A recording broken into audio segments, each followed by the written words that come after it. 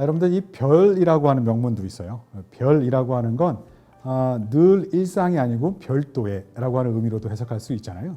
맞습니다. 그러니까 이런 천지현황, 좌우라고 하는 건 1년에 정해진 양을 정해진 기간에 제작을 해서 아마 이 용재총화의 기록을 보자면 봄부터 가을까지라고 하는데 그렇게 이제 어떠한 일정한 기간과 수량 안에 들어가 그런 수량으로 이 관여의 백자를 만들어내다가 갑자기 예를 들어서 별도의 뭐 잔치가 갑자기 생긴다거나 그렇게 했을 때 이제 우리가 예측하지 못했던 일이 벌어진다면 새롭게 또 그릇을 만들어야겠죠.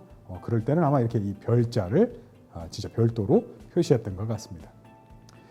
그런 뭐랄까 예측하지 못하는 일이 일상에서는 많이 일어나죠. 특히 이 서울 청진동 같은 경우는 굉장히 다양한 계층의 사람들이 함께 많이 모여 살았던 곳이잖아요. 그러다 보니까 이 복잡한 서울살이 지금도 종로의 청진동은 굉장히 많은 사람들이 다양한 활동을 하는 곳이잖아요. 조선시대에도 아마 그랬던 것 같습니다. 그런 복잡한 서울의 일상이 이 그릇에도 조금씩 남아 있는데요. 지금 여러분들이 보시는 그릇 같은 경우는 이 백자 같은 경우는 이 굽 안쪽에 천자가 들어가 있습니다. 이게 조선 전기에 주로 아마 한 15세기 후반에서 16세기 전반에 관여해서 만든 백자구나라고 하는 걸 우리가 좀 넓게 가늠해 볼 수 있는 유물이죠. 근데 그 사홍원에 속해 있던 이 천으로 구분된 이 백자의 이 내저면에는 사당 반빗간 아니면 반빗간 사당 이라고 읽어야 될까요? 이러한 한글 명문이 점각되어 있습니다. 반빗 제가 이제 간자는 잘 안 보이죠. 기역이랑 이제 이 정도의 획이 약간 보이는데 반빗이라고 하는 건 조선시대 이 부엌을 지칭하는 우리말이었다고 하더라고요. 그래서 반빗 보통 반빗간 뭐 이렇게 얘기를 하는데 반빗이고 사당이라고 하는 걸 보니까 어떤 이 사당에 속해 있는 사당의 부엌에 속해 있는 그릇이 아닌가 하는 거죠. 원래는 이 사홍원에 사홍원에서 일반적으로 출납했던 이 관물로서의 백자가 이 청진동이라고 하는 곳은 많은 종친들이나 높은 관리들이 또 살았던 곳이니까 어떠한 이유까지는 잘 모르겠지만 아무튼 어떠한 사당의 부엌에 속하게 됐는데 그런 식으로 이제 이 국가에서 관리하는 그릇이 사홍원이라고 하는 건 거듭 말씀드리지만 임금님의 수라와 권례에 있어서의 여러 음식 사물을 다 총괄하는 기관인데 그 관청에 속해 있는 그릇이 어떤 뭐 개인적인 소유로 이제 소유권이 바뀌었을 때 새롭게 이 그릇을 취득한 사람 입장에서는 이게 관물, 그러니까 이제 국가의 그릇을 내가 개인적으로 뭐 중간에 빼앗아 오거나 그냥 사취한 게 아니다라고 하는 것들을 증명할 필요도 있었겠죠. 그럴 경우에는 이런 식으로 명문을 추가하는데 이 관여에서 만든 이런 특히 이제 천지 현황, 뭐 좌우 같은 이런 백자들은 상대적으로 질이 좋습니다. 저부까지 이 굽도 단면이 이 역사다리꼴에 가깝고요.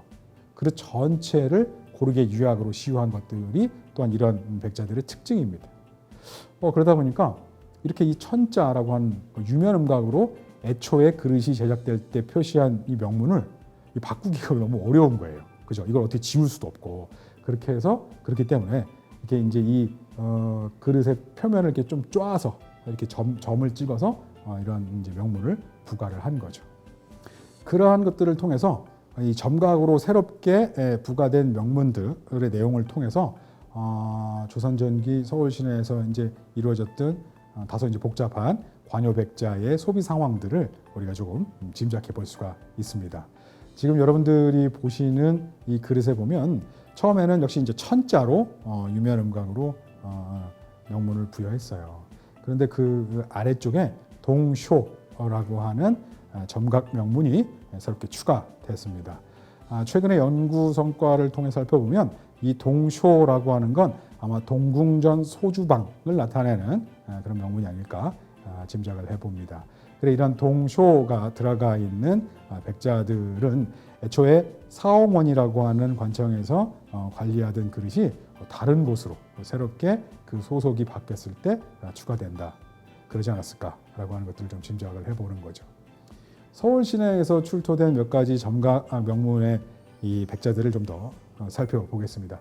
지금 현재 여러분들이 보시면 이쪽 위쪽에 효슌이라고 하는 점각이 추가되어 있는 백자가 공평동 유적에서 현재 지금 공평 도시유적 전시관으로 활용되고 있는 유적에서 출토했고요. 그 다음에 영양이라고 하는 이 한글이 점각된 백자가 경복궁의 협색문지에서 출토했습니다. 그 아래쪽에 자리하는 덕흥이라고 하는 명문 백자는 역시 동일한 이제 경복궁의 광화문지에서 출토했고요. 반대편에 해슌이라고 하는 명문이 있는 백자가 창덕궁의 상방지, 그 다음에 정신이라고 하는 명문이 들어가 있는 백자가 청진 팔지구에서 각각 출토되었습니다. 그거를 이제 이 지도에 표시한 게 가운데 지금 여러분들이 보고 계시는 지도입니다. 그러니까 이 궁궐을 중심으로 공평동 지역, 그다음에 청진동 지역이라고 하는 서울의 중심에서 이러한 영양, 덕흥, 효순, 그다음에 해슌, 정신 뭐 이러한 명문이 들어가 있는 백자들이 출토한 거죠. 여러분들의 이해를 돕기 위해 좀 유물을 좀 모아봤는데요. 이 영양, 덕흥, 해슌, 정신은 중종임금님의 자녀들입니다. 물론 중종임금님의 자녀 이외에 다른 왕실 자녀, 이런 군이나 대군, 공주나 옹주의 호칭이 표시되어 있는 백자들도 있습니다. 여러분들의 이해를 돕기 위해서 조금 같은 형제들 거를 좀 모아봤는데요. 이렇게 아마 관여에서 처음 만든 백자가 각각의 이런 군이나 옹주의 처소로 보내졌을 때는 이런 뭐랄까 소위 관리 이런 것들을 좀 효과적으로 구분하기 위해서 각각의 이런 옹주나 군의 호칭을 그릇에 추가하는 것으로 보입니다. 우리 공평동 유적에서 출토한 효슌이라고 하는 명문이 점각된 백자를 조금 자세히 살펴보겠습니다. 이 백자에는 뭐 천지현황이나 좌우, 뭐 별 같은 조선 전기 관여에서 만든 백자임을 분명하게 알 수 있는 명문은 유면음각으로 자리하지 않습니다. 그럼에도 불구하고 남아있는 백자의 이 색, 그 다음에 굽의 모습, 그 다음에 그릇 전체를 시유한 상황, 뭐 이런 것들로 미루어 짐작한데 해당 유물은 관여에서 생산한 백자로 구분하는데 큰 무리는 없어 보입니다. 근데 그러한 백자의 굽 안쪽에 이렇게 효슌이라고 하는 한글을 점각을 해서 추가했죠. 효슌은 중종 임금님과 문정왕 사이에서 태어난 따님이셨습니다. 이 명종의 친누이이기도 했죠. 실제로 이 효슌이라고 하는 유물이 출토한 이 공평 도시유적 전시관 같은 경우는 이 공평동 유적 같은 경우는 실제로 이제 이 효순 공주가 시집간 능성구씨, 이 능성구씨들이 다수 거주했던 지역으로 알려져 있습니다. 그런 식으로 새롭게 이 관요 백자에 이 새롭게 소속처가 바뀐 것들을 뭐 이런 식으로 점각 명문으로 추가한 사례를 또 우리가 좀 살펴볼 수가 있고요. 그 다음에 지금 살펴본 것들은 예를 들어서 뭐 동쇼라고 해서 동궁의 소주방, 아니면 뭐 특정한 옹주나 군의 이런 거주처로 소속이 좀 그 소속 관계가 좀 바뀐 것들을 백자에 표시했다면, 지금 여러분들이 보고 계시는 이러한 명문들은 이 그릇의 목적을 분명하게 그릇에 표시한 걸로 파악해 볼 수 있습니다. 종로의 어영청지 유적을 발굴조사하는 과정에 여러 관요 백자의 제귀라고, 아마 제기겠죠. 제사에 사용하는 그릇이다라고 하는 의미로 제귀라고 하는 명문을 점각한 사례들을 확인했습니다. 천자로 구분되어 있는 관요 백자에 제기라고 표시가 되어 있고요. 또 지자로 표시되어 있는 관요 백자에는 허니라고 하는 명문이 들어가 있습니다. 허니라고 하는 건 아마 헌이라고 하는 재현에 사용하는 그릇이라고 하는 이 헌이의 한글 표현으로 우리가 좀 생각해 볼 수 있습니다. 그렇다면 제기나 아니면 헌이나 뭐 이러한 명문은 원래 그 일반적인 그릇, 반상기라고 할 수 있겠죠. 일상에서 사용하는 뭐 발, 잔, 뭐 이런 평범한 그릇이 실제로 이제 어떤 제사의 제기로 사용이 됐으니까 이런 식으로 제기, 뭐 허언이라고 하는 명문을 부여한 것으로 보입니다. 그렇죠. 어떤 신의를 위해 제사를 지내는데 예를 들어서 뭐 아침에는 제사에 썼다가 뭐 저녁에는 제사에 썼다가 그 다음에는 뭐 일반적인 반상기로 쓰고 뭐 이러면 굉장히 곤란하잖아요. 그렇기 때문에 이 제사에 사용된 그릇들, 꽤 많은 제사에 사용되는 그릇들이 일반적인 그릇의 형태를 취하고 있었으니까 분명하게 어떤 명문을 추가해서 그릇의 목적을 구분해 줄 필요가 있었을 것입니다. 그러한 상황을 또 우리는 이런 명문을 통해 파악해 볼 수가 있는 거죠. 그 다음에 이제 어떤 한글이나 한자로 등장하는 명문 이외에 지금처럼 이제 이런 부호라고 할까요? 어떤 그림 같은, 그러니까 그림 부호로 이런 점각을 추가한 것들도 있습니다. 예. 공평동 유적과 각각 이 청진 1지구, 청진 2, 3지구에서 출토한 이 1군의 백자들을 보면 백자의 굽 안쪽에 원래 이제 관여에서 생산했음을 가늠할 수 있는 이런 천자문의 좌우가 있고요. 그 위에다가 이렇게 꽃 같죠? 꽃가지 같은 것들을 이제 이 쫑쫑쫑 찍어가지고 표시를 했습니다. 아마 실제로 이런 양질의 이런 관여에서 만든 백자의 음식을 담아 먹는 사람들은 상대적으로 뭐 양반 사대부 혹은 그보다 더 위의 계층의 사람일 수 있습니다. 하지만 실제로 이 그릇을 가져다가 설거지, 세척하고 또 이제 간수하고 하는 사람들은 그런 사대부들 계층은 아니었겠죠. 그러다 보니까 문자, 그러니까 한자와 한글로만으로는 어떠한 그릇의 소속처를 이렇게 뭐랄까 뚜렷하게 구분하지 못할 그런 문자 해석 능력이 없는 사람들도 있을 수 있잖아요. 그런 사람들까지도 다 가름해서 어떤 이 소유처의 구분을 제시해야 한다면 이러한 그림 부호가 적당하지 않았을까 생각을 해봅니다. 또 동일한 그림 부호가 새겨진 그릇이 이 공평동이나 청진동, 이게 직선거리는 한 350m, 한 400m 이상 좀 떨어져 있는 곳입니다. 이러한 약간 떨어져 있는 곳에서 이렇게 각각 출토한다라고 하는 건 지금 현재 청진동과 공평동으로 나뉘어져 있는 요 서울의 중심, 조선시대 한양도성의 중심 요 지역에서 같은 소속처에 속해 있던 그릇들이 이런 식으로 조금 넓게 진짜 쓰였구나라고 하는 것도 우리는 가늠할 수 있습니다. 조선시대 유적에서 출토하는 백자들이 다 이렇게 굽 전체까지 유약이 발려져 있는 그런 양질의 백자들만은 아니죠. 궁궐이나 관청이나 일반 민가, 뭐 사대부들이 살았던 민가에서도 굉장히 다양한 계층의 사람들이 계급적 차이가 있는 사람들이 함께 살았었잖아요. 그런 것들을 반영하듯 궁궐에서도 굉장히 다양한 질적 차이가 나는 이런 백자들이 출토합니다. 대표적인 게 이런 식으로 이제 죽절굽 백자라고 우리가 흔히 부르는 백자들인데요. 이 폭에 굽습니다. 여러 점에 앞서 살펴봤던 그런 양질의 백자들은 한 점씩 갓발 안에 넣거나 아니면 한 점씩 구워서 이렇게 정세하게 만드는 반면에 이러한 죽절굽 백자라고 하는 것들은 여러 점을 포개어서 굽습니다.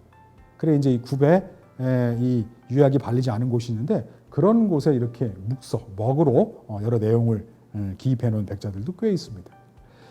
지금 보시는 것처럼 이 죽절굽 백자들은 여러 점의 백자를 포개어 굽습니다. 포개어 구울 때 아래쪽에 있는 그릇과 위쪽에 있는 그릇이 서로 들러붙지 말라고 가운데 이제 이 백자를 만드는 원료와 똑같은 백자 원료 일부를 이렇게 떼어내서 공깃돌처럼 이렇게 동글동글하게 말아서 이렇게 괸돌처럼 쓰죠. 그러는 것들을 보통 테토비즘이라고 얘기하는데 이렇게 테토 원래 그 그릇을 만드는 원료라는 뜻에서 이 테토비즘을 받치고 그 다음에 서로 이 유약이 들러붙지 말라고 굽에는 유약을 바르지 않는 이런 백자들 같은 경우는 요 굽의 모습이 마치 이제 이 대마디를 잘라놓은 것 같다라고 해서 이제 죽절굽 백자라고도 이야기합니다. 이런 죽절굽 백자는 굽의 유약이 시도되지 않았기 때문에 이 꺼끌꺼끌한 노태된 면에다 이 테토가 노출된 면에다가 먹으로 원하는 내용을 기입할 수 있습니다.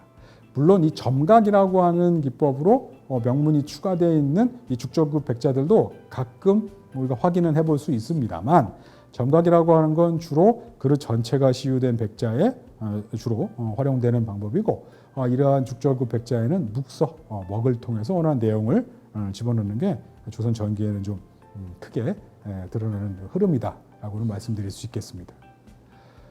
예, 보시는 것처럼 이게 현재 이제 청진 12, 16 지구의 발굴 과정에서 저희가 이제 항공에서 찍은 사진입니다. 지금 여러분들 보시는 것 중에 이게 조금 밝은 회갈색의 동그라미들이 있죠. 이런 것들이 보통 다 기둥자리입니다. 기둥 밑에 이제 초석을 놓기 전에 땅을 이렇게 방구형으로 이제 파서 구덩이를 파고 거기에 모래를 채워놓고 그리고 그 위에 이제 초석을 올리고 또 기둥을 올리는데, 그러니까 이제 이미 그 건물의 상부 구조는 다 조사를 하고 건물의 하부 구조가 좀 남아 있는 것들이에요. 근데 어쨌든 그런 것들을 보니까 이 기둥자리가 어마어마하게 빽빽하게 들어가 있는 것들을 좀 볼 수 있습니다. 그만큼 이렇게 복잡하게, 굉장히 좀 상대적으로는 좁게, 또 집과 집 사이에 이런 소로들도, 골목길도 굉장히 좁죠. 지금도 일부 남아있는 서울의 구도심의 이제 골목을 들어가다 보면 앞에서 오시는 분들을 좀 피하기 위해서 벽으로 이렇게 딱 붙어야 되는 그 정도의 좁은 골목들이 많습니다. 조선시대도 그랬던 거죠. 이렇게 이 한정된 공간에 굉장히 다양한 계층의 많은 사람들이 모여 살았기 때문에 굉장히 다양한 이런 명문들이 등장을 하지 않았을까 합니다. 점각 명문이거나 묵서 명문이거나, 그러니까 실제로 이 너와 나의 그릇 아니면 우리 관청과 다른 관청의 그릇이 뒤섞일 일이 없었다면 등장하지 않았겠죠. 그러니까 이런 복잡한 서울살이를 반영하는 게 이런 다양한 명문이라고 저는 개인적으로 좀 생각을 합니다. 이 묵서도 몇 가지로 좀 나눠볼 수 있습니다. 대표적인 게 이제 지금 여러분들이 보고 계시는 이 한자들을 보면 뭐 림시, 뭐 임시겠죠. 임, 신, 오, 여, 뭐 여러 가지 이제 이 성으로 보입니다. 그래서 이제 아마 이 성만, 이 성씨만 이렇게 묵서해 놓은 것들을 보면 아마 이 성만을 가지고도 어떤 주변에 있어서의 다른 이 소비군과 이 그릇의 소속처가 좀 구분이 됐던 모양이에요. 그리고 이제 이 하단 맨 끝에 보시면 이 박자 옆에 박택이라고 쓰여 있는 명문 묵서도 있습니다. 박택이라고 하는 건 아마 어떤 박씨 고관 집에 속해 있는이라고 하는 의미로 부여한 묵서로 우리 생각해 볼 수 있습니다. 그 다음에 좀 우리가 좀 흥미롭게 접근할 수 있는 게 여러 사람들 이름입니다. 근데 이 성 같은 경우는 물론 한글로 성을 쓴 경우도 있었겠죠. 하지만 이제 좀 우리가 선명하게 좀 구분할 수 있는 건 주로 이제 한자라서 오늘 제가 한자를 좀 소개해 드리고요. 이름들도 한자로 쓴 이름도 분명 있기는 있습니다만 다수는 한글로 적혀 있습니다. 여기 보시는 흉금이랄지 아니면 뉴월이랄지 아마 유월이 아닐까요? 그 다음에 학금이라고 하는 이름 다 이제 한글로 들어가 있죠. 그 다음에 여기 보시면 일종의 뭐 보통명사를 사람의 이름으로 쓴 경우들도 좀 있어요. 어린애, 강아지 뭐 이런 이름들도 등장을 합니다. 한글로. 그 다음에 옆에 보시면 돌석자의 을자의 같이 정지 아마 이게 아마 돌이죠. 돌이 아마 지금 저처럼 돌이라고 또박또박 발음을 했을까요? 아니면 실제 이 그릇의 주인은 또리라고 이제 불렸을까요? 아무튼 이러한 사람의 이름으로 간주되는 묵서들도 우리는 확인해 볼 수 있습니다. 그렇죠. 막비라고 하는 이름도 더러 좀 확인을 해봤습니다. 그건 때로 이제 한자로도 들어가 있고 한글로도 들어가 있습니다. 예, 동명이인일 수 있겠죠. 예, 같은 한 사람을 위한 아니면 한 사람이 관리하는 그런 백자라기보다 이 막비라는 이름이 막비라는 이름을 가진 사람이 여럿이었다라고 우리는 좀 이해해 볼 수도 있겠습니다. 이러한 이름만 있는 게 아니라 앞서 우리가 점각 기법을 통해서도 이렇게 일상에서 쓰는 그릇들을 제사에 사용했을 경우에는 별도로 표시를 하는구나 라고 하는 것들을 우리는 좀 살펴봤었잖아요. 예, 맞습니다. 이러한 죽절구 백자도 제기로 사용된 경우를 우리는 좀 파악해 볼 수 있습니다. 가운데 있는 백자의 구발에는 제귀라고 해서 선명하게 이제 한글로 들어가 있고요. 그 옆에는 이제 제기라고 해서 한자로 들어가 있습니다. 반대편에는 여러분들이 조금 더 잘 보실 수 있도록 도면도 함께 제공했는데 가운데 경신, 그다음에 옆에 이제 오월이라고 하는 이제 묵서가 있고요. 그 다음에 옆에 조그맣게 제기라고 좀 써 있는 그 글자가 좀 있습니다. 그래 아마 가운데 있는 글자를 먼저 쓰고 옆에다가 이제 좀 더 추가한 게 아닌가 이렇게 이제 합리적인 의심을 좀 해보는데요. 이 경신이라고 하는 건 아마 경신년이 아닐까 좀 생각을 해봤습니다. 근데 한글이라고 하는 게 1446년 반포된 훈민정음을 이야기하잖아요. 그러다 보니까 1446년 이전에 경신년 이 죽절급 백자는 주로 조선 전기에 만들어졌기 때문에 아마 이 죽절급 백자의 제작 시기를 경신이라고 하는 간지를 통해서 구분해 보자면 1440년, 그다음에 1500년, 그다음에 1560년 이 세 개를 좀 구분해 좀 제시해 볼 수가 있는데 이게 명문이 이 묵서 내용이 한글이다 보니까 한글이 처음 반포되고 이제 확산되는 상황을 고려하다 보면 1446년 훈민정음의 반포 이전에 이런 한글 묵서가 등장하기 좀 어렵지 않습니까? 그래서 1440년은 빼고 1500년 아니면 1560년 중에 하나가 경신년이 아닐까 이렇게 좀 이 그릇에 묵서가 들어간 시기를 좀 가늠해 봅니다. 한글로 명문 아니면 묵서가 들어간 사례들이 이 조선 전기 이 문화층에서 다수 출토합니다. 실제 지금 여러분들이 보시는 이 부산박물관 소장품 같은 경우는 이 그릇의 아래쪽이 이 발의 구연부에 해당합니다. 구연부에 해당해요. 근데 이제 읽기 편하시라고 라라려려 로료 이렇게 이제 올려놨는데 이렇게 이 라라러려 하는 가갸 거겨라고 하는 이런 초성, 중성, 종성을 합성해서 올리는 이런 걸 뭐 반절표라고 국문학 하시는 분들이 말씀해 주시더라고요. 이런 것들은 이 국문학사에서 보면 주로 이제 이 1527년 이 최세진이라고 하는 사람이 그 아동들의 문자 교육을 위해 만든 훈몽자회라고 하는 책에 나와 있다고 합니다.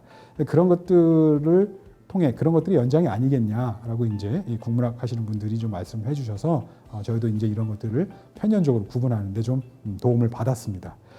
근데 이제 그런 것들과 함께 그런 정보와 함께 보통 이제 이 분청자들의 문양 변화를 살펴보면 최초에는 이제 이 15세기 초에는 고려 말 상감청자의 여운이 담겨 있는 선상감 기법 아니면 인화상감 기법으로 문양을 새긴 그런 분청자들이 주로 만들어지다가 15세기 후반 16세기로 넘어가면서 점차 이제 그릇을 분장만 하는 귀알이라고 하는 붓으로 분장한다거나 아니면 아예 백토물에 넣었다 빼는 방식으로 분장을 하는 그런 그릇들이 대종을 이루게 되죠.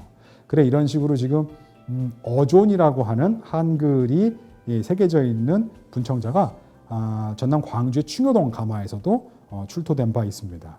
이런 식으로 이 두 점의 유물 공통적으로 다 이 붓으로 귀알이라고 보통 부르는 그런 붓에 백토를 발라서 이렇게 쑥쑥 바른 그런 것들이 보이는데 이런 것들은 주로 이제 15세기 말 16세기 초반에 주로 제작되는 것으로 알려져 있습니다. 그런 상황들을 볼 때 이 15세기에서 16세기로 넘어가면서 이런 한글의 사용이 좀 확대가 됐고 그런 것들이 실제 도성에서 이루어지는 이런 백자의 소비 과정에도 반영됐구나라고 하는 점을 우리는 좀 파악해 볼 수 있는 거죠. 묵서 중에는 한자로 등장하는 것도 꽤 있는데 그런 것들은 한양도성 내에 이 조선시대 관청지에서 출토된 묵서 백자들 중에서 좀 많이 확인할 수가 있습니다. 또 각각의 관청에서는 각 관청을 상징하는 관청을 의미하는 이 한자가 묵서된 백자들이 출토하고 있습니다. 예를 들어서 사복시 조선시대 이 궁궐에 있어서의 말 같은 그다음에 가모 탈 것들을 관리하는 이 사복시가 자리했던 곳 인근에 지금 청진 1지구, 청진 5지구 정도에 해당하는데 거기서는 이제 복자가 묵서된 백자가 출토했고요. 그 다음에 현재 이제 이 서울시청 부근으로 해석되는 이제 군기시터에서는 군자가, 그 다음에 동대문 운동장이 있었던 훈련원지에서는 훈자가, 그 다음에 의군부가 자리했다는 이 청진동, 지금 이 스탠다드 앤 차터드 은행 건물이 있는 곳 인근에 자리하는 청진 12, 16지구에서는 이 금부, 아마 의금부를 의미할 것 같은데 금부라고 하는 묵서가 들어가 있는 백자도 출토된 바 있습니다. 그러니까 이제 이 각 관청에서도 고관대장만 근무하는 건 아니잖아요. 그러다 보니까 계층별로 사용한 그릇이 좀 달랐을 수 있고요. 또 각 관청은 자신들의 속해 있는 이런 공용 물품, 관물들을 효과적으로 관리하기 위해 이렇게 묵서로 표시했음을 우리가 파악해 볼 수 있습니다. 때로는 이렇게 수결 형태의 묵서가 들어가 있는 백자들도 있습니다. 수결이라고 하는 건 보통 이제 뭐 공문서나 아니면 어떤 공적인 행위, 뭐 이게 토지를 거래한다든지 뭐 할 때 이런 공적인 행위에 실제 그런 일이 일어났음을 입증하기 위해 이제 써놓는 거잖아요. 보통 이 수결이라고 하는 건 누가 수결했는지는 파악하기 좀 어렵고, 그러니까 누가 한번 점검했다, 확인했다라고 하는 의미로 주로 쓴다고 알고 있는데, 그렇다 손 치면 이러한 수결이 남아 있는 묵서백자가 있다, 이런 것들도 아마 관청에서 주로 관물로 중간에 뭐 수량 파악이나 이런 것들을 점검했다라고 하는 의미로 넣지 않았을까라고 조금 확대 해석을 해봅니다. 이건 굉장히 조심스러운 부분이라서 저희 개인적인 생각임을 좀 밝힙니다. 네. 그 다음에 또 한 가지 묵서백자 중에 좀 재밌는 게 이 부호들입니다. 여기 보시면 어떤 뭐 꽃 문양 같은 것도 있고요. 그 다음에 뭐 이런 사격자 같은 것도 있고요. 동그랗게 해놓고 이 테토비즘이 떨어져 나간 거기다가 이게 또 추가로 이제 먹을 칠한 것도 있고요. 때로는 이제 이 붉은색 먹을 칠한 것도 있습니다.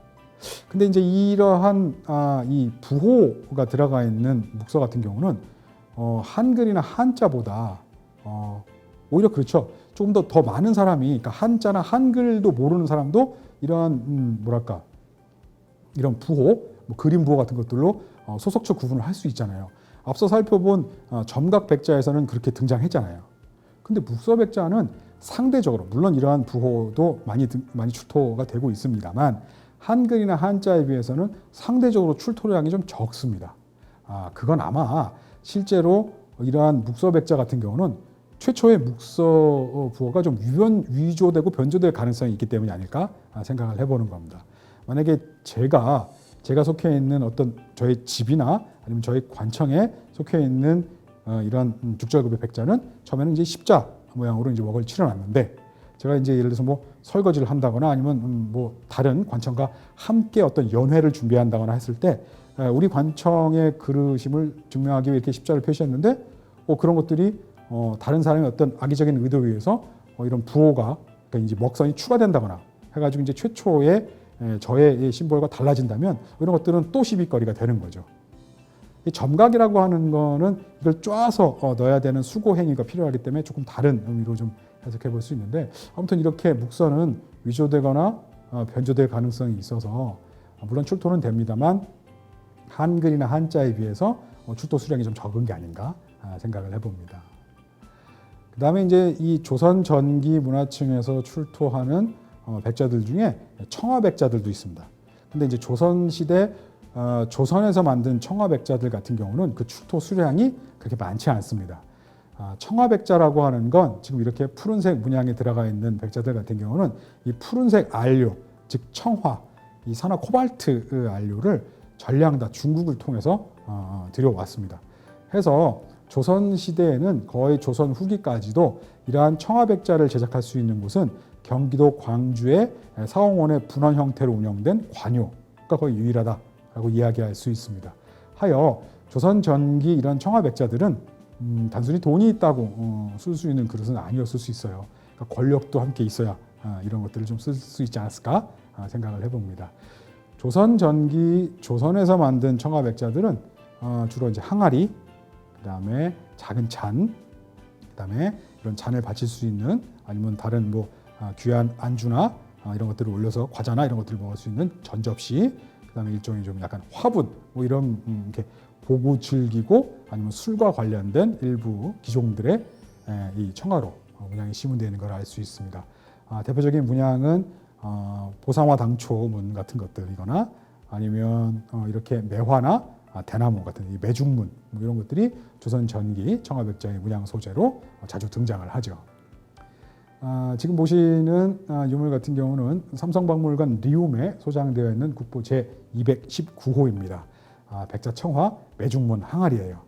여러분들 보통 저희가 이제 발굴조사에서 출토된 유물들의 유물 명칭을 부여할 때 물론 이제 박물관이나 미술관에서도 그런 방식들을 좀 포괄적으로 쓰고 있습니다만 보통 이제 이 그릇의 재질, 그다음에 이 그릇에 문양을 심은한 방법, 그다음에 어떤 문양이냐, 그다음에 이 그릇의 종류, 뭐 이렇게 네 가지 정보를 함께 합쳐서 유물의 명칭으로 제시를 합니다. 그래 이제 지금 이 국보 제219호 같은 경우는 제실은 백자고요. 그다음에 여기에 문양을 장식한 방법은 청화입니다. 청화. 그다음에 여기는 매화와 대나무, 매중문이 들어가 있고요. 그다음에 이 그릇의 종류는 항아리죠. 그래서 백자, 청화, 매중문, 항아리라고 하는 유물 명칭을 부여한 겁니다. 아마 지금 이후에 살펴보는 청화백자들이나 어떤 문양에 있는 그릇들 같은 경우는 그러한 이 어떤 틀에 준거해서 유물의 명칭을 부여한 것임을 말씀드립니다. 하여 이제 이 조선 전기에 해당하는 청진동의 문화층에서는 이런 식으로 이제 이 조선 전기 백자들에 등장하는 이런 매중문, 미시문된 항아리의 파편들도 출토가 된 바 있고요. 그다음에 이제 이 전접시라고 해서 테두리입니다. 전이라고 보통 우리 큰 질그릇 항아리 같은 경우들은 이제 이 구연부를 전이라고 부르죠. 넓적한 전이 있다라고도 표현하는데 전이라고 하는 건 아마 이 테두리 한자는 변이죠. 변. 우리 뭐 이등변 삼각형 할 때 그 변이 아마 견으로 좀 바뀌고 그 견 디귿하는 견이 뭐 전으로 바뀌고 해서 뭐 이런 식으로 이제 이 시기에 따른 한자 변화를 반영한 이런 부분 명칭이 아닌가 생각을 해봅니다.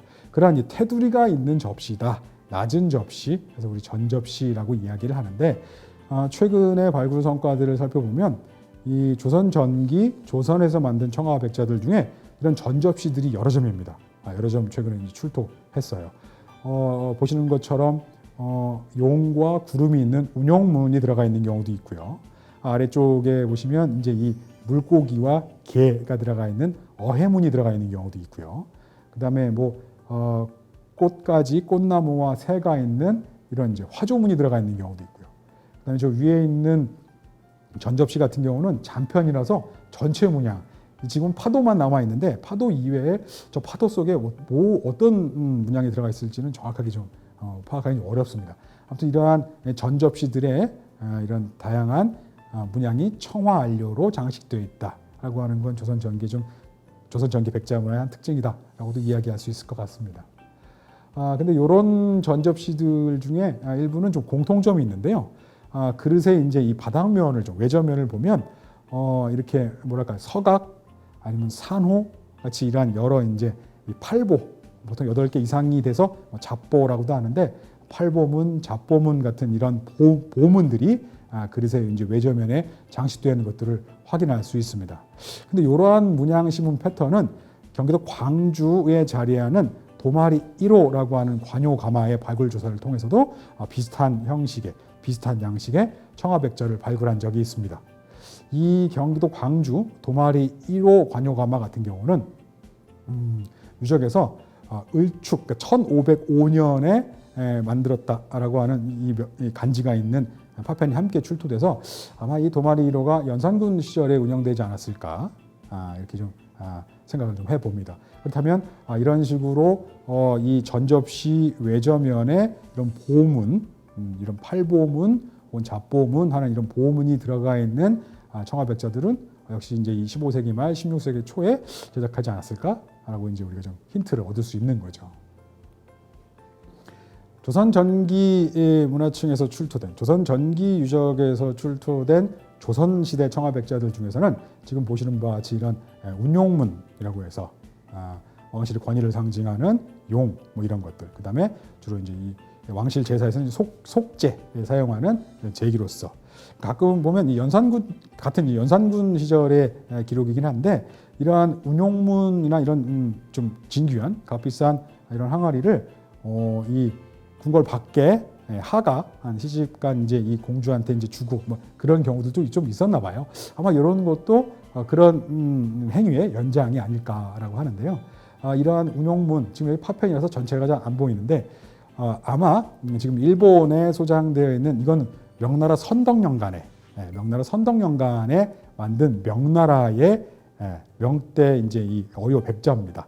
경덕진이라고 하는 곳에서 만든 명대 어효백자인데 거기 등장하는 용이나 구름 문양이 조선 전기에 조선에서 만든 청화백자에도 그 명나라와 조선 간의 이런 연계 관계를 좀 살펴볼 수 있는데 아마 그래서 완영은 뭐 이런 것과 좀 비슷한 유물이 아닐까라고 해서 좀 여러분들이 좀 생각하시는데 뭐 이해하는데 도움이 좀 되고자 한번 제시한 유물입니다. 청화안료는 아까 말씀드린 것처럼 조선 전기는 물론 조선 후기까지 전량 이제 중국에서 들여왔어요. 그러다 보니까 관요에서만 청화백자를 이제 만들었죠. 근데 이제 이 한양 도성 자체가 성장을 하고 또 그 안에서 여러 가지 경제 활동이나 아니면 여러 가지 이제 이 정치 활동을 하는 사람들이 이제 늘어나게 되겠죠. 그러다 보니까 15세기와 16세기를 거치면서 특히 어떤 시전 횡령의 성장과 함께 도성에서 큰 권력을 가지지 못했지만 부를 가진 자들이 좀 늘어났던 모양입니다. 그들도 이 궁궐에서 아니면 이제 지체 높은 고관들이 쓰는 이러한 청화백자, 그죠? 그 아름다움을 보았겠죠. 비슷한 것들을 쓰고자 하는 욕망도 있었겠죠. 그러니까 실제로 조선 전기에 이 청화백자를 쓰려고 했던 사람들이 좀 많았던 것 같고 그러다 보니까 또 국내 조선에서 생산하는 청화백자는 한정이 돼 있고 관요에서만 생산을 하다 보니까 이 명에서 들어온 명나라에서 수입한 그릇들을 좀 쓰는 계층들이 좀 늘어났습니다. 그래서 서울 공평동도 그렇고 청진동도 그렇고 이러한 이 명대 청화백자들이 출토하는 거죠. 근데 조선은 엄밀한 범위에서 또 공식적으로 이 사무역 이런 것들을 통제했죠. 그러다 보니까 아마 이 중국에서 들어오는 청화백자들도 실제로 이제 원활하게 들어오진 못했을 겁니다. 그 다음에 또 조선 정부 자체가 이런 청화백자를 사치품으로 규정을 해서 특히 이제 중국에서 수입해서 쓰는 이런 것들을 통제하는 일이 잦았습니다. 그럼에도 불구하고 이렇게 공평동이나 청진동에서 중국 명나라의 청화백자들이 출토한다라고 하는 건 당시 도성민들이 도성에 있는 사람들이 여러 계층의 사람들이 이렇게 좀 문양이 있는 아름다운 백자를 쓰고자 하는 열망이 좀 컸다라고 우리는 해석해 볼 수 있습니다. 중국에서 수입한 자기들을 보면 대부분 이런 청화백자고 또 대부분 민요의 자기입니다. 경덕진의 어요 앞에서 살펴본 일본 소장품 그런 그릇들은 극히 드물고요. 대부분 경덕진의 민요에서 만든 이런 청화백자들을 그런 이런 청화백자들이 유입되고 그런 것들을 주로 사용했습니다. 그 다음에 출토하는 중국 자기들은 대부분 다 청화백자입니다. 용천요 계통의 청자나 아니면 자주요 계통의 이런 백지 흑화, 이런 백도로 분장하고 산화철 안료로 그림을 그리는 그러한 자주요나 아니면 용천요 계통의 청자는 그 출토량이 굉장히 낮습니다. 아마 그건 청자 같은 경우는 조선 전기에도 계속 제작을 할 수 있었고 뭐 그러다 보니까 특히 이제 이 청화백자라고 하는 이런 하얀색 바탕에 푸른색 문양이 선명한 이러한 장식 그릇을 좀 선호했던 게 아닌가 우리 좀 파악해 볼 수 있는 거죠. 그런데 말씀드린 것처럼 대부분은 경덕진 민요에서 제작한 그릇들인데요. 아주 일부 그릇들 같은 경우는 경덕진의 어요, 명황실에서 사용했을 법한 그릇들도 소량이지만 존재합니다. 지금 보시는 유물은 공평 도시유적 전시관에 소장되어 있는 유물입니다. 그 공평 도시유적 전시관이 만들어지기 전에 공평도 유적을 발굴하는 과정에서 출토한 청화백자인데요. 그릇의 안쪽이 좀 깨졌습니다. 그래서 정확하게 첫 글자가 뭔지는 잘 모르겠으나 아마 선덕연제라고 우리가 구분해 볼 수 있지 않을까. 선덕연간에 만들어진 그릇이 아닐까라고 이제 좀 추정을 해봅니다. 그릇의 굽 안쪽에는 단자가 쓰여져 있습니다. 근데 이 현재 높이가 이제 5.4cm 정도 되는 이 명나라의 그릇과 거의 유사한 크기와 그다음에 문양 장식이 남아 있는 이 사례가 현재 영국박물관에 한정 있습니다. 여기도 역시 그릇 내저면에는 선덕연제라고 이 청화로 관지가 들어가 있고요. 굽 안쪽에는 이제 단자가 들어가 있습니다. 근데 서유구라고 하는 조선 말기 학자가 썼다고 알려져서 임원경제지라고 하는 책이 있는데 거기 보면 이 찻잔, 술잔 관련된 쭉 이야기들이 좀 들어가 있습니다. 거기서 몇 가지 좀 굉장히 흥미로운 문구들이 있어요. 보면 이 찻잔에는 오직 선요에 아마 선덕년간에 운영된 어요, 경덕진의 가마 이 정도로 우리가 해석해 볼 수 있겠죠. 이 찻잔에는 오직 선요의 단잔, 이게 이제 앞서 좀 생략된 설명에 보면 이렇게 그릇에 이제 단자가 들어가 있다라고 하는 건데, 이 단잔이 최상품이니 질박하고 두껍고 희고 밝으며 양식이 고와하다라고 하는 표현이 있습니다. 문구가 있죠. 그리고 또 다른 부분에, 같은 책의 다른 부분에 단잔은 바탕이 세밀하고 그다음에 재료가 두터우며 형식이 아름다워 충분히 사용할 만하니 참으로 이 문방, 사대부들 보면 문방의 각이다, 그러니까 아름다운 그릇이다라고 하는 이 문구가 있습니다. 예. 근데 이러한 문구는 이 서유구만 인지하고 있었던 건 아니고, 이 서유구가 실제 이런 문장을 명나라 때 고렴이 지은 이 준생팔전이라고 하는, 그렇죠, 이제 이 여러 가지 이제 이 취미 활동에 대한 내용들 정리한 책이 있는데 거기서 이제 따온 거죠. 실제로 이제 이 선덕연간에 만들어진 이런 양질의 질 좋은 그릇이 명말 청초에도 당시 이제 이 명나라 문인들에게도 사대부들에게도 인기 있는 찻잔이었었고, 그런 것들이 연장해서 조선 말기에도 이런 단잔이라고 하는 것들을 당시 사대부 때 어느 정도 인지하고 있었지 않았을까라고 생각을 합니다. 그래, 그 연장에 이 잔도, 지금 이 공평도시유적 전시관에 소장되어 있는 잔도 당시 사대부들이 찻잔이나 술잔을 썼는지는 잘 모르겠습니다만, 실제로 이 유물은 19세기에서 일제강점기에 해당하는 문화층에서 출토했습니다. 근데 앞서 설명해드린 것처럼 실제로 이제 저희가 문화층에서, 그러니까 이제 이 유구를 조사하는 과정에도 유물이 나오지만 그 유구를 노출하는 과정에서도 여러 퇴적토들을 제거하는데요. 그때 출토되는 유물도 많기 때문에 정확하게 이 유물이 그 시기에 그 집에서 쓰였다라고는 단언하기는 좀 어렵습니다. 하지만 이런 이 단이라고 하는 청화로 이 글이 들어가 있는 그릇이 어떠한 의미로 조선시대 한양도성을 살았던 사람들에게 인식됐을까라고 하는 건 우리가 좀 해석을 해볼 수 있죠. 그리고 이제 이 주로 명나라 때, 그다음에 청나라 때의 중국의 그릇들이 이제 이 출토하지만 아주 소량이긴 하지만 원나라 때 제작된 이런 청화백자 아래쪽에 보시는, 그다음에 이제 이 남유라고 합니다. 일부 책에 이제 청채라고도 등장을 하는데, 보통 청채라고 하는 건 청화 안료로 그릇의 전체를 이렇게 이제 이 채색을 하고 그 위에 투명 유약을 시유한 것들을 지칭합니다. 이 남유라고 하는 건 애초에 유약에다가 코발트 안료를 섞어서 이 남색 유약을 시유한 걸 남유라고 해서 조금은 이제 구분할 필요가 있죠. 이런 남유로 제작된 원나라 때의 파편과 청화백자도 서울 시내에서는 출토한 바 있습니다. 예, 이 현재 이제 공평도시유적 전시관으로 불리는 공평동 유적이라고도 하죠. 공평 제1, 2, 4지구 유적에서 이런 남유 원대 이 파편이 출토했고요. 그다음에 이제 이 청계천 남쪽에 을지로 101-1번지 유적에서도 원대 청화백자로 구분할 수 있는 유물이 출토된 바 있습니다. 근데 이런 유물들이 워낙 잔편이죠. 작은 파편이고 이렇게 그냥 한두 점 출토되다 보니까 정확하게 누가 썼다, 어떻게 여기까지 왔다라고 하는 그 흐름과 맥락을 구체적으로 설명하기엔 좀 무리가 있습니다. 그럼에도 불구하고 지금 중국에 남아있는 원대 청화백자들 이런 것들과 문양이 굉장히 좀 유사하고 제작 방식이나 이런 것들을 유추할 수 있는 흔적들이 있습니다. 각각의 이제 이 공평동 유적과 을지로 유적에서 출토한 그릇들은 어떻게 공교롭게 이 항아리의 중간 부분, 그러니까 항아리 윗부분과 아랫부분을 이어서 연결한 그 흔적들이 남아 있는데 그런 것들을 좀 확인할 수 있어요.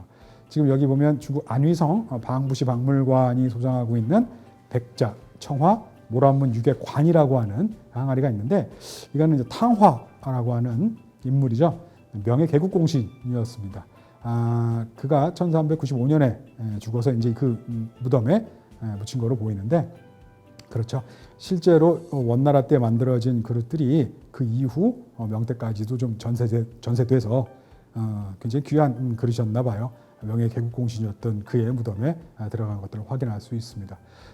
그 연장에서 굉장히 뭐 고려시대, 그 다음에 조선시대 유적에서도 원나라 중국과 관련된 여러 이런 유물들이 출토되어 어떤 개연성도 있죠. 근데 현재 이 한양도성 서울의 구도심에서 출토한 이 원대 청화백자들은 일단은 다른 것보다도 이 원나라 청화백자와 이 고려 후기, 조선 초기, 그러니까 고려 후기 상감청자, 조선 초기에 만들었던 상감청자의 문양, 뭐 형태 뭐 이런 것들이 굉장히 여러 이제 친연성들이 드러나는데, 그러니까 실제로 당시 고려 말 조선 초의 사람들이 원나라 때의 자기를 눈으로 봤구나라고 하는 그런 사실을 좀 입증할 수 있는 그런 자료로는 쓸 수 있다 생각을 합니다. 예, 이렇게 이제 남유로 그 전체가 장식되어 있는 매병이 중국의 양주박물관 대표적이고, 프랑스의 이제 김해박물관 소장되어 있다고 알려져 있습니다. 그 다음에 북경 이화원에도 소장되어 있다고 알려져 있습니다. 근데 이제 요 세 점은 다들 이제 한쪽 방향으로 용이 진행하고 있죠. 근데 이제 이 공평동 유적에서 출토한 남유 매병의 파편은 용의 진행 방향이 반대입니다. 그러니까 아마 실제로 이렇게 만약에 한 쌍이었다면, 만약에 이런 게 한 쌍이었다면 용이 이렇게 같이 마주 본다거나 밖을 본다거나 하는 그런 풍경이 만들어졌을 수도 있겠다 싶었어요. 이 조선 전기의 유적을 발굴하다 보면 좀 흥미로운 사실이 있는데, 아까 제가 앞서 말씀드린 것처럼 조선 전기, 조선에서 만든 청화백자, 즉 여러분들 사진의 위쪽에 있는 전접시입니다. 이런 것들이 있고, 또 조선 전기 이 중국에서 가져다 쓴 청화백자들이 있어요. 여러분들 보시는 이제 하단 쪽에 있는 도판입니다. 근데 이런 것들이 같은 유적에서 출토하는데, 출토 양상을 보면 좀 흥미로운 게, 실제로 조선 전기 청화백자가 출토하는 유적은 좀 적습니다. 지금 이 지도에서 이제 이 파란색 동그라미로 표시를 해드렸는데요. 반면에 명대 청화백자가 출토하는 유적은 여럿이에요. 그냥 이렇게 빈 공간에 파란색 원으로 제시해드렸죠. 그러니까 조선과 명의 청화백자를 함께 쓸 수 있는 유적도 있습니다. 근데 이제 조선 전기 청화백자만 출토하는 데는 지금 보시는 것처럼 이 두 개입니다. 파란색 점이. 근데 이제 명 청화백자가 출토하는 데는 하나, 둘, 셋, 넷, 다섯, 여러 개죠. 그러다 보니까 확실히 명대 청화백자를 수입해서 쓴 그런 일제 상황이 좀 더 포괄적으로 좀 펼쳐지지 않았을까라고 하는 거죠. 그럼에도 불구하고 거기는 이제 여러 차례 조선 정부에서 이제 금지령 이런 것들이 이제 함께 수반되는 결과였을 겁니다. 그리고 이제 지금 살펴보실 유물은 실제 살아있는 사람을 위한 그릇이 아니고 죽은 자를 위해 묻어주는 명기라고 하는 작은 그릇입니다. 예. 종로 청진 12, 16 지구에서 출토한 백자인데요. 요 12, 16 지구에서는 같은 유구에서 약 한 70점 정도의 명기가 함께 출토됐습니다. 보통 조선 시대 이 무덤에서 확인할 수 있는 명기가 한 10수개에서 한 20몇 개 정도인 것들을 감안해 볼 때 한 70개 정도라면 이거는 한 사람의 무덤을 위해서 준비했다기보다는 다수의 무덤을 위해 준비한 게 아닌가 싶습니다. 보통 현재 유적에서는 그렇죠. 이 명기라고 하는 게 어떤 무덤에서 출토되거나 아니면 백자 가마터에서 출토되는 게 일반적인데, 조선시대 도성인 이 서울 시내에서 이렇게 명기가 출토됐다라고 하는 건 그렇죠. 이 명기라고 하는 건 죽은 사람을 위한 것이고, 도성민, 살아서 굉장히 복잡하게 서울살이를 살고 있었던 사람들도 누구나 다 죽음은 다가오는 거 아니겠습니까? 그래 죽은 자를 위해, 그러니까 죽음을 준비했던 도성 사람들의 준비 뭐 이런 것들을 잠깐이나마 엿볼 수 있는 증거라고 생각을 합니다. 다른 유적에서 출토한 아마 이 윤사신 부부묘에서 출토한 명기와 이 청진 12, 16 지구에서 출토한 출토된 이 명기가 그릇의 조합이랄지 아니면 크기랄지 형태랄지 뭐 이런 것들이 좀 유사해서 아마 이 청진동에서 확인한 이 명기 세트도 아마 16세기 후반쯤에 제작한 게 아닌가 이렇게 좀 구분을 해봤습니다. 임진왜란과 병자호란 이후에 조선 사회는 굉장히 큰 변화를 겪게 되죠. 이 관요에 있어서의 백자 제작에도 여러 변화가 생깁니다. 특히 이제 이 청화 안료를 중국에서 이제 이 구입해 오기가 또 이제 이 확보해 오기가 굉장히 어려웠나 봐요. 그래서 17세기 관요에서 만들어지는 여러 이제 이 문양이 있는 그릇들은 청화 대신에 철화, 이 산화철 안료로 그림을 그립니다. 그리고 이제 이 관효의 명문도 좀 바뀝니다. 그 전에 최초로 관효가 성립하고 한 1480년대부터 한 1560년대까지는 천지현황이라고 하는 명문이 등장했다면 그 16세기 후반에는 좌우, 별 이런 것들로 바뀐다고 말씀해 드렸죠. 이게 17세기가 되면 좌우라고 하는 명문에다가 추가됩니다. 뭐가? 간지, 숫자 이런 것들이 추가되는데 이 간지를 여러 연구자들은 아마 생산된 해가 아닐까라고 이야기하고 숫자는 혹은 날짜가 아닐까라고도 생각을 합니다. 그러니까 뭐랄까요? 누가 만들었냐라고 하는 좌우에다가 언제 만들었냐라고 하는 것까지 더 추가하는 거죠. 실제로 17세기의 관여백자들을 보면 조선 전기에 비해서 회색을 띠는 누런색을 띠는 백자들도 좀 늘어나고요. 그렇죠. 당시 이제 이 외란을 겪고 나서 회복을 하려는 과정에 겪은 이 호란, 그죠? 이런 양난을 통해서 다소 이제 이 백자의 제작 상황이 원활하지 못했음을 우리는 이제 이 명문의 변화를 통해서도 감지해 볼 수 있습니다. 그리고 조선 후기의 문화층에서 여러 이제 문방구들도 출토합니다. 물론 조선 전기에도 연적이나 이런 것들이 출토하는데 조선 후기로 갈수록 이러한 문방구의 출토 비중이 좀 더 늘어납니다. 그래 이러한 연적이나 벼루 같은 것들도 확인할 수가 있고요. 그 다음에 이제 이 하단에 보시면 종로 청진 팔지구에서 출토한 백자 저부편이 있습니다. 근데 아마 이런 것들은 실제로 이제 이런 감형 연적의 저부편으로 우리는 파악해 볼 수가 있는 거죠. 감 꼭지 같은 것들요. 그 다음에 실제로 이제 조선 후기로 넘어갈수록 이 청아백자의 제작이 훨씬 확대됩니다. 특히 18세기, 19세기로 갈수록 이런 이 관용에서 만드는 청아백자들도 일종의 이제 사본해서 꼭 왕실로 아니면 사홍원으로만 보내는 게 아니라 여러 개인 사대부들을 위한 그릇들도 함께 제작을 하는 거죠. 또 서울에 이제 이 시전 행랑 중에는 이 사기전이라고 하는 것도 있는 거죠. 조선 후기 어떤 지도들을 보면 지금 청진 12, 16 지구의 남쪽 건너편 이제 이 지금 북창동이나 무계동으로 들어가는 입구에 해당하는 그 지역이 이 사기전계라고 이제 구분되어 있는 지도도 있습니다. 아마 그런 곳에서도 이런 여러 백자들을 이제 판매했었겠죠. 현재 보시는 건 현재 이제 다종다양한 청아 백자들이 이렇게 출토한다라고 하는 그 예시입니다. 그다음에 그러한 이 조선 내에서 제작하는 청아 백자들이 증가함에 따라서 뭐 중국에서 혹은 일본에서 수입하는 백자들이 조선 전기에 비해서 조선 전기 수입자기에 비해서는 조선 후기에는 이런 수입하는 그릇들이 조금 줄어드는 듯도 보입니다만 조선 전기와 좀 달라진 점이라면 역시 이제 일본도 17세기 이후에 백자를 제작하면서 우리나라 이제 17세기 후반 18세기 이 문화층에서는 이렇게 일본에서 제작한 백자 다채 초연문 뚜껑이나 백자 다채 화연문 뚜껑 같이 이 붉은색 안료로 문양을 훨씬 화려하게 추가한 그릇들도 확인하고 있습니다. 이런 것들은 최근에 뭐 화여봉주나 다른 이 영조의 따님들의 무덤에 부장됐던 그릇들과도 그 형태나 재질 뭐 이런 것들의 공통점을 확인해 볼 수 있습니다. 그다음에 맨 가편에 있는 그릇 같은 경우는 백자 잔편입니다. 네. 그리고 그릇에 굉장히 많은 이런 빅렬이라고 하는 이 그물들이 마치 그물이 빽빽하게 들어가 있는 문양이 있는데요. 요 그릇은 실제 청진 팔지구의 시전 행랑 아마 31번지로 제가 기억을 하는데요. 그 유적에서 실제로 이제 17세기 관여백자의 대표적인 명문 표시 방식인 이 간지명 백자들과 함께 출토한 백자입니다.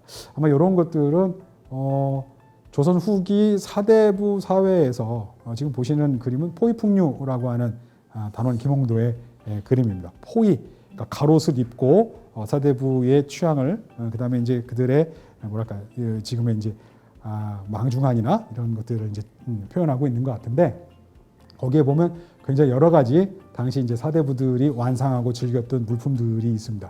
그 중에서 옆에 확대한 사진처럼 이런 병에도 보면 이런 빗금들, 실금들이 꽉 차 있죠. 이런 것들이 실제로 이제 이런 가요라고 하는 이 중국 송때 이후에 이런 골동 취향과 적극 부합하는 이 가요라고 하는 그릇 이런 것들을 실제로 이제 아마 이제 실제 송때나 아니면 원때 제작한 그릇보다는 청나라 때 방품들을 이 조선 사대부들은 이제 많이 봤을 텐데요. 그러니까 그런 것들이 여러 싯구에도 등장하고 이런 회화 작품에도 등장하는 거 아니겠습니까? 근데 그러한 이런 회화 작품들이 만들어질 수 있게 실제 유물이 들어왔다라고 하는 것들을 조금 전에 살펴본 유물을 통해 좀 우리가 파악해 볼 수 있습니다.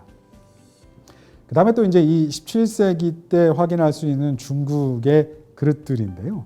여기 보시면 이 두 점의 청화백자 모두 굽이 굉장히 굽 벼주면이 굉장히 넓습니다. 그리고 굽은 유약이 발리지 않았죠. 이 아래쪽에 있는 것 같은 경우는 그릇 안쪽에 영락연제라고 이제 쓰여 있지만 영락제 때 만든 건 아니고요. 실제로 이제 명말 청초 17세기 때 만든 경덕진의 민요에서 만든 일종의 뭐랄까요, 이제 무역자기라고 구분할 수 있을까요? 실제 이렇게 굽이 넓은 굽의 그릇들 같은 경우는 외면에는 이 적벽부, 뭐 후적벽부보다 이제 적벽부 이런 시가 들어가 있고, 뭐 포도 같은 문양이 들어가 있기도 합니다.